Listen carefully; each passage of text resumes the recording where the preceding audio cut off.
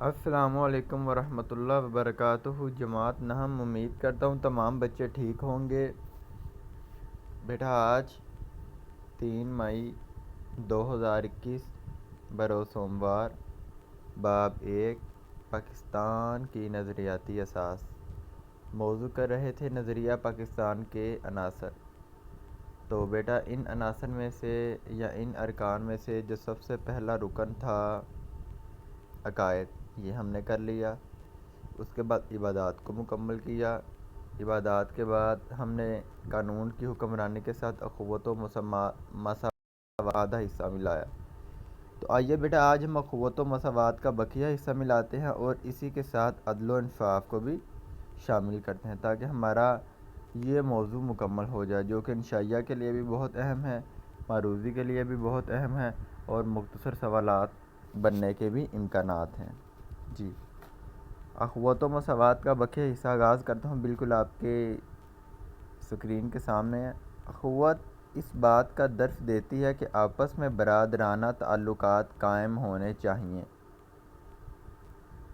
تاکہ کسی کے حقوق چھینے نہ جا سکیں اور نہ ہی کوئی کمزور پر ظلم کرے۔ ظاہر سی بات بیٹا، جب اخوت و مساوات ہر ایک کے لیے ہوگا، یہ عنصر تمام پر لاگو کیا جائے گا، تو یہ نہیں کہ کمزور پر ظلم ہوگا اور کسی طاقتور کو چھوڑ جائے گا، ٹھیک ہے؟ پھر سب کے ساتھ برابر سلوک ہوگا۔ حضور اکرم صلی اللہ علیہ وآلہ وسلم کا ارشاد ہے کہ مسلمان دوسرے مسلمان کا بھائی ہے، ٹھیک ہے؟ المسلم اخو المسلم۔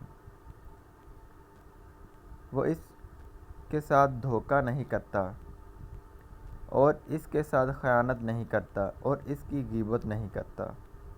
حوالہ آگے دیا ہے، کتاب سنن ترمذی حدیث نمبر 2747، یعنی کہ حدیث نمبر 2747۔ آپ صلی اللہ علیہ وآلہ وسلم نے کینہ اور حسد سے باز رہنے کا درس دیا، لہٰذا مسلمانوں کو چاہیے کہ وہ اتفاق سے رہیں اور ایک دوسرے کی مدد کریں۔ اسلامی معاشرے میں جہاں اخوت اور بھائی چارے کو مقام حاصل ہے، وہاں مساوات پر بھی زور دیا گیا ہے۔ اقبال فرماتے ہیں، ایک ہی صف میں کھڑے ہو گئے محمود و ایاز، نہ کوئی بندہ رہا اور نہ کوئی بندہ نواز۔ اس شعر کا بیٹا مفہوم مختصر سے آپ کو بتا دیتا ہوں۔ صف سے مراد اللہ کی بارگاہ میں جہاں پر نمازی نماز پڑھنے کے لیے قطار بناتے ہیں، ٹھیک ہے، مصلی بھی جسے آپ کہتے ہیں۔ محمود غزنوی کی بات کی جا سکتی ہے، یعنی کوئی بادشاہ، تو بادشاہ زیادہ محمود غزنوی ہی مشہور ہے، تو ہم یہاں پہ اسے ہی لیں گے۔ محمود و ایاز، ایاز غلام کو کہا گیا ہے، یہ غلام کا نام تھا ایاز۔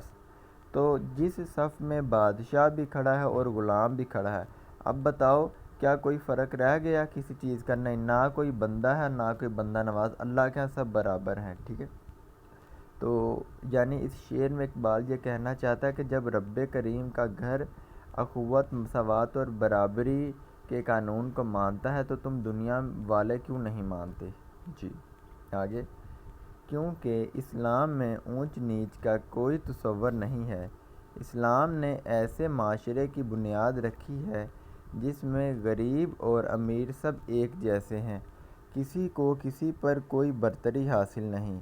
حضرت محمد صلی اللہ علیہ وآلہ وسلم نے اس حقیقت کو اپنے آخری خطبہ یعنی خطبہ حجۃ الوداع میں یوں بیان فرمایا ہے، کیا؟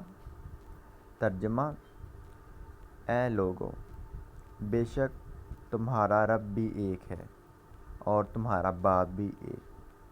آگاہ رہو، کسی عربی کو کسی اجمی پر، کسی اجمی کو کسی عربی پر، کسی سفید فام کو کسی سیاہ فام پر اور کسی سیاہ فام کو کسی سفید فام پر کوئی فضیلت حاصل نہیں۔ فضیلت کا معیار صرف تقویٰ ہے۔ حوالہ مسند احمد حدیث نمبر 22,391۔ جی آگے، اسلام تو نام ہی مساوات کا ہے۔ بیٹا یہ ایم سی کیو کے لیے بھی اہم ہے۔ اسلام تو نام ہی ڈیش کا ہے، عدل، انصاف، جرت، مساوات۔ چونکہ یہ چاروں ہی اس معروضی میں فٹ آتے ہیں، لیکن کتاب والے نے مساوات کا لفظ استعمال کیا تو اس کا درست جواب ہوگا مساوات۔ اللہ تعالیٰ کے نزدیک کوئی شخص برتر نہیں ہے۔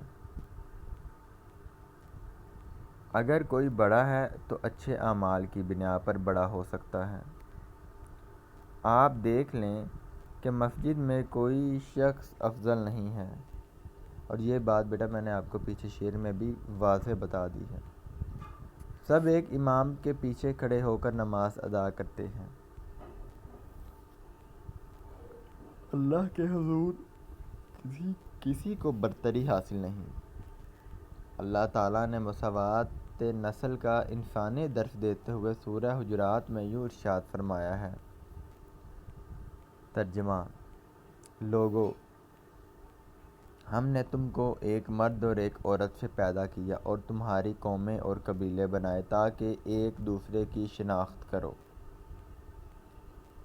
اور اللہ کے نزدیک تم میں سے زیادہ عزت والا وہ ہے جو زیادہ پرہیزگار ہے۔ حوالہ بیٹا سورہ حجرات آیت نمبر 13۔ جی بیٹا، اس کے بعد ہے بیٹا عدل و انصاف۔ عدل و انصاف کے بغیر کوئی بھی معاشرہ ترقی نہیں کر سکتا، لہٰذا عدل و انصاف کا تقاضا ہے کہ معاشرہ میں ہر کسی کو اس کا حق ملے۔ جہاں انصاف پر مبنی معاشرہ ہوگا وہاں معاشرے کی دوسری خرابیاں خود بخود ٹھیک ہو جائیں گی، کیونکہ اس طرح کوئی کسی کا حق غصب نہیں کر سکے گا۔ سزا کے خوف سے کوئی بے ایمانی یا ناانصافی کا مرتکب نہ ہوگا۔ طلوع اسلام سے پہلے اس قسم کی بے ایمانی کے طاقتور کو سزا دینا جبکہ کمزور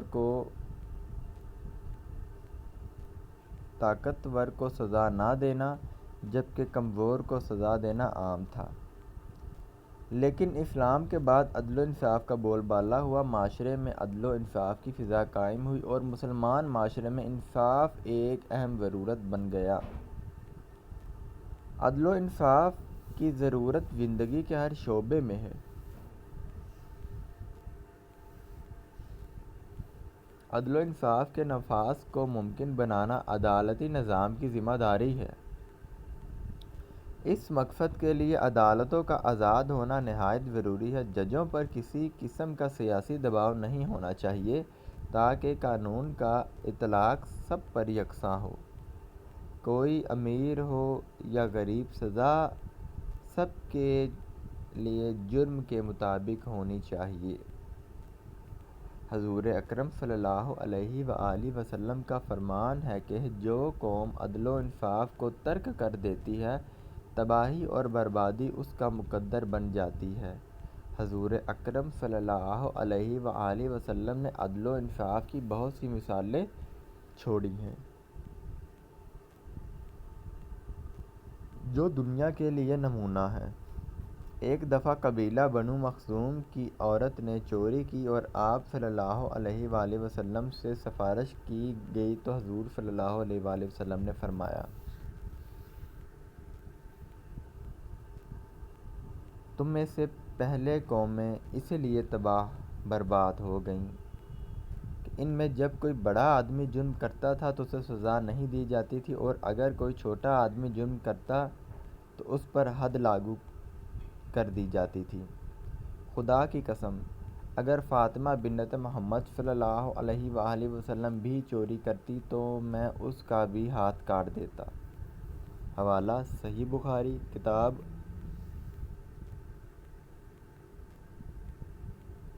حد اور سزاؤں کے بیان میں، حدیث نمبر 6787۔ جی عدل و انصاف کی اہمیت سے انکار نہیں کیا جا سکتا، کیونکہ کسی بھی معاشرے میں قانون کی بالادستی سے معاشرہ دن دگنی اور رات چگنی ترقی کرتا ہے۔ تو پیارے بچوں، آپ کا آج کا موضوع بھی اختتام کو پہنچا۔ یہ مکمل طور پر آپ کی اسکرین کے سامنے واضح ہے۔ آج کا موضوع کچھ طویل ہے مگر پیچیدہ نہیں ہے، سیدھی سی بات ہے، عدل و انصاف اور مساوات کہ اسلام میں عدل و انصاف کو اہمیت ہے۔ اسلام نے عدل و انصاف کے نفاذ کے لیے کوششیں کی ہیں، عدالتی نظام کی ذمہ داری ہے، بس اور کچھ نہیں ہے، ایک دو احادیث ہے۔ تو تمام نیک پیارے بچوں سے گزارش ہے کہ یاد کرنے بیٹا یاد لازمی کرنا ہے، پڑھنا نہیں ہے، ٹھیک ہے، یاد کرنا ہے، چبا چبا کے اور لفظ کو دیکھ دیکھ کے پڑھنا ہے، ٹھیک ہے پیارے بچوں۔ تو بیٹا آپ نے یاد کرنے کے بعد زبانی ایک دفعہ اپنے دستہ جات پہ لازمی نوش کرنا ہے، ٹھیک ہے بیٹا۔ آپ کے لیے ڈھیر ساری دعائیں اور نیک تمنائیں۔ اللہ پاک آپ کے سروں پر آپ کے والدین کا سایہ ہمیشہ قائم دائم رکھے، آپ کو تمام بیماریوں اور وباؤں سے دور رکھے، اور آپ کے آنے والی زندگی میں بہتری کے امکان میسر ہوں۔ مغل رمضان سکندر تمام بچوں سے اجازت کا طالب ہے۔ بیٹا خوش رہے، جیتے رہیں۔ السلام علیکم ورحمۃ اللہ وبرکاتہ۔